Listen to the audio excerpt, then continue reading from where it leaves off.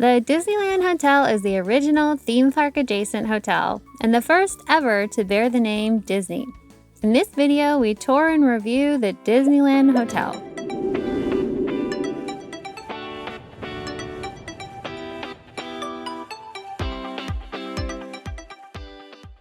The Disneyland Hotel is one of 3 on-property hotels at the Disneyland Resort. Although it is on property, it is a bit of a walk or walk plus monorail ride to the park. However, it is a beautiful walk through adjacent downtown Disney to get to the esplanade between the 2 park entrances. You can also walk to the monorail station in downtown Disney and hop on the monorail, which lets you off in the middle of Tomorrowland in Disneyland.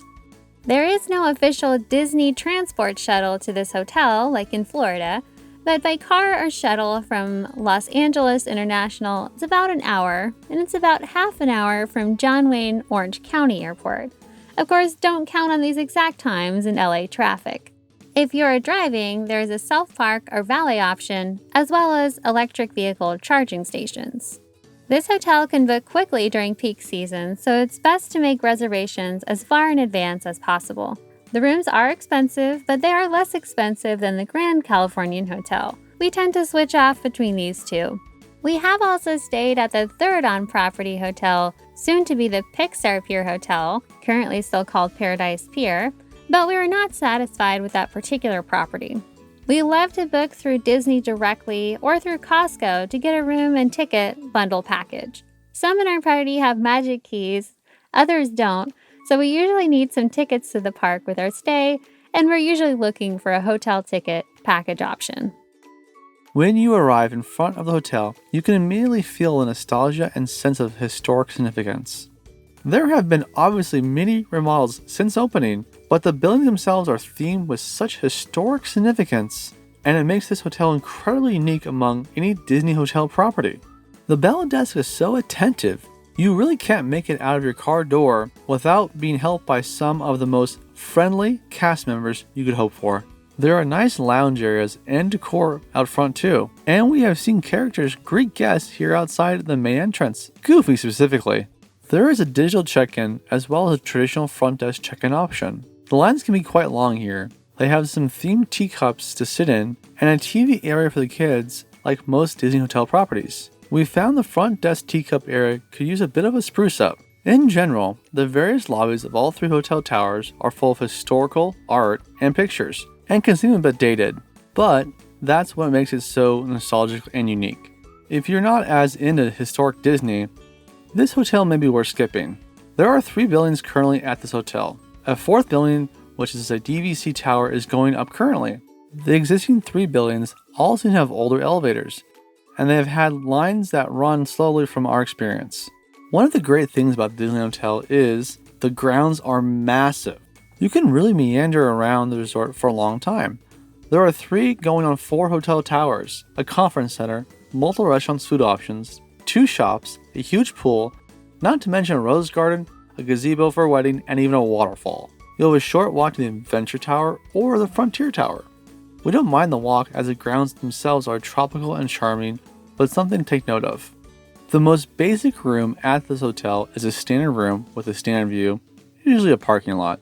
There are also pool view rooms, some distant park view rooms, and downtown Disney view rooms as well. This hotel does offer club level rooms as well as multi-room suites.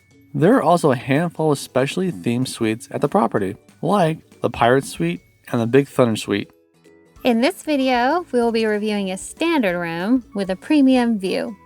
Our room was in the Fantasy Tower, which is again that main tower where the front desk is located, and we had the 2 queen bed option on the 6th floor. Side note, we love the ability to open the door to the room with the Disneyland app. These rooms were updated in 2020. They do look quite similar to before, so it wasn't a complete overhaul, but the biggest difference we noticed was the new bed frame allowed for great under-bed storage. There was also new carpet, but we did wonder why they didn't do away with the carpet as many other hotels have. The new carpet is nicely themed though, with large fireworks, and if you look closely, periodic Mickeys are scattered throughout. The room size seems pretty typical for a standard room, and it was in good condition overall. We really did appreciate the underbed storage, so our room was less crowded with luggage. Drawer space was pretty standard. The fridge is actually on the larger side for a standard room, which was nice for holding all of our waters. The closet was a decent size, and it did have a small safe inside. The bathroom style did seem a bit dated, especially the shower tiles. The hidden Mickey on the shower and sink knobs were cute though. It's a plus for us to have a separate water closet toilet area too. We were hoping for a kid's stool in the bathroom after the remodel, like they have at the Grand Californian. It's really nice when our little one can independently use the sink to wash hands. We also could have used more hooks or towel bars in the bathroom, not necessarily a problem depending on party size. Of course, they do provide the Disney-branded H2O toiletries, which are quite popular with some guests, and are even sold in stores and online by Disney. The lamps were super cute with a Mickey hand coming out and the subtle Mickey pattern in the shades. Those are the kind of touches we appreciate at on-property hotels. There is even a framed art piece of the horse from King Arthur's Carousel in the water closet area. Let's talk about the beds. We did have to mention and give points to Disney for the subtle Mickey pattern in the bed linens, which definitely could have been plain white. We liked that the beds were true queen size, not full. They were decently comfortable, but the pillows were sort of lumpy and uncomfortable from our perspective. The bed reading lights were nice on the headboards. We were sort of disappointed to see there were no outlets or USB ports on the outer sides of each bed, just on the counter nightstand. This might not matter for all parties, but our party of 3 likes to have them on both sides. Of course, the biggest theming aspect in the room is the grand dark wood headboard that lights up and plays music. This is a super special theming touch, and we were glad to see it even after the remodel of the rooms. We didn't spend much time with the TV on, but it was a nice size, the remote was sealed in plastic, and it had some Disney channels. The hotel also provides free high-speed Wi-Fi. The room did have ice and coffee and tea and a Keurig available. We like that all the cups were wrapped. We don't drink coffee and tea, so we can't speak to the quality, but it does seem convenient for those who do. There is a nice large desk area with a mirror above. We like that it had several power outlets, including standard USB ports, but also included USB-C ports, which is fairly unique. The lampshades also have subtle hidden Mickeys, and one of them has a cute Mickey base too. There was also some clear information about how often and what cleaning would be provided, although guests can of course call housekeeping as needed. We love the pool views at this hotel. We had a pool view this trip and we always enjoy it. We've had partial park views in the past and we were able to see the fireworks, but they're so far away that it's hard to enjoy in our opinion. Also, this hotel doesn't have balconies in standard rooms, only in a handful of specialty rooms, so we had to watch from inside. We definitely prefer the pool view at this hotel and the park view when we stay at the Grand Californian, although their pool view is also gorgeous.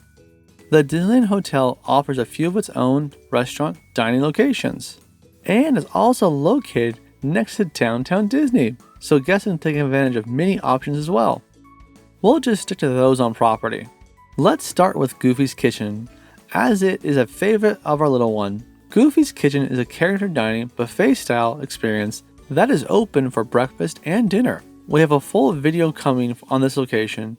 What we love about this location is that it gives the family a chance to take a group shot with a character, often Goofy, but we have seen other characters. It also gives you a front row seat to character parade while you dine. The characters used to stop at each table before the pandemic and may do so again, but for now, they're doing the parade-style dance throughout the restaurant. The breakfast food is what you would expect from a Disney buffet style, although we did appreciate the options are there, as well as the fresh berries. The cons for us were mainly the price. At the time of our visit, breakfast was $49 per adult and $20 for kids 3 to 9, which we thought was a bit high. The Tangaroa Terrace Tropical Bar and Grill is a nice on-hotel property quick serve option. It's open for breakfast, lunch, and dinner. We like to stop here as a lighter and less expensive option than Goofy's Kitchen. It has a pretty Polynesian theme and is located next to but slightly above the pool, so you can have a nice view from some of the seating areas. It's nice to be able to get yogurt, whole and cut fruits, and a light snack at this spot. The coffee house is a great option for a quick breakfast too. They open early, usually 6 a.m., so if you have an early flight or early plans, this is your option. They have coffee, pastry, and bagel options. But we love that they have yogurt, milk, oatmeal, and whole and cut fruit options for a nice, healthier start to your day. Trader Sam's Enchanted Tiki Bar is a bar and restaurant on the other side of the Tangaroa Terrace. It offers a similar Polynesian theme and reminds us of the Enchanted Tiki Room and the Jungle Cruise ride themes in Adventureland. The bar is adults only later in the evenings. The restaurant serves adults and kids before then though, and offers some unique, reasonably priced Polynesian tropical options for food and drink. We don't visit here quite so often though, because for dinner we usually try to make reservations in the parks, at the Napa Rose, at the Grand Californian, or in downtown Disney. We briefly want to mention a former, now closed restaurant called Steakhouse 55 that was located next to Goofy's Kitchen. Steakhouse 55 was a nice steakhouse that offered fine dining and had themed high tea sometimes during the day. There is no confirmed news whether this will reopen or not. Let's also talk about the shops on this property. There are 2 shops at this hotel. Both are in the Fantasy Tower. The smaller shop, called Small World Gifts and Sundries, is more of a convenience store with some smaller Disney souvenirs, as well as backup swimsuits and pool attire type items. There's a nice array of toiletries and various convenience items that you may have forgotten at home. Disney's Fantasia shop is a nice-sized Disney merch store and has lots of clothing options, toys, frames, and other small souvenirs. If you're looking for the most variety, head to World of Disney in downtown Disney for the best selection of Disney merch. But this location is more convenient and close, and you can get a last-minute item very easily. A little bit about the 3, going on 4, towers of this hotel. We reviewed the room for this video in the Fantasy Tower, which is the tower that has guest check-in, and the valet circle is just outside. The other 2 towers are Adventure Tower and Frontier Tower. There's minimal difference between the towers, other than the historic wall art and decor is themed differently, and they're all slightly different distances to all the hotel amenities. The Frontier Tower even has an incredible, small-scale model of Big Thunder Mountain Railroad. By a small margin, we like the Fantasy Tower due to its proximity to the breakfast options on property, but really they are all fairly similar in quality. We do plan on sharing another video about the detailed history of the Disneyland Hotel. Opening in 1955, albeit not owned by Disney but by Walt's business friend, Jack Rather, this hotel has an enormous and interesting history to share. The grounds at this hotel are gorgeous. We love the amount of walking around you can do on property, and the unique plant life makes you think you're in a lush tropical paradise. As ever with Disney, the variety and beauty of the foliage is over the top and definitely worth seeing. There is a hard-to-miss, beautiful outdoor wedding venue at this hotel as well. The Rose Cart Garden Lawn is another example of the beauty of the hotel grounds here. This hotel and the rest of the Disneyland Resort offer many wedding venue options, and you can read more about those in detail at DisneyWeddings.com. We have not attended a conference at this hotel's conference center, so we won't comment on that experience, but we will say that there is a large conference center, and it's perhaps one of the best places to view historic Disney and Disneyland Hotel art pieces. Attached to the Fantasy Tower, if you're interested, take a look around the foyer and upper areas of the conference center.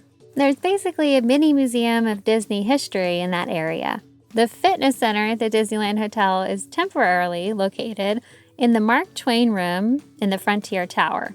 It's a large space with a good amount and variety of equipment. We do typically use hotel gyms, but usually not on our Disney trips. However, it is a nice facility and always seems very quiet. So if you're here for a conference or on business, it might be a nice low-key area of the resort to work out. Perhaps the best feature at this property is the pool. It is a very large area that includes a huge regular pool, multiple water slides, hot tub, showers, cabanas, and lots of chase lounges. The water slides make this an experience on its own, and for us, worth a half day or full day away from the parks. Our little one loves the tiny water slide for the little kids and the medium-sized blue monorail slide. We haven't ventured onto the big red monorail slide yet, but it's a great option for older kids and rounds out the options nicely. The pool cabanas are expensive, but we feel that they are worth it due to the large crowds, especially during the summer. But fair warning, We were surprised how quickly they book up, and you can call to book up to 60 days in advance. The pools are always well kept, clean, they offer towel service of course, and they have lifeguards galore. We don't use them, but they do offer kids life vests for swimmers who aren't quite swimming solo yet. Overall, the theme of this pool is amazing.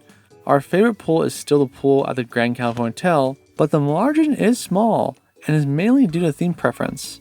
We like the Redwoods and Craftsman style over there better, but we have no problem enjoying this gorgeous pool too. We love staying at the Disneyland Hotel. It is an expensive hotel and can be extra expensive during peak seasons like Christmas and summer. The distance to the park can be a con for some guests, but we enjoy the long walks, and there is the monorail option to shorten the walk if you're going to the Disneyland park.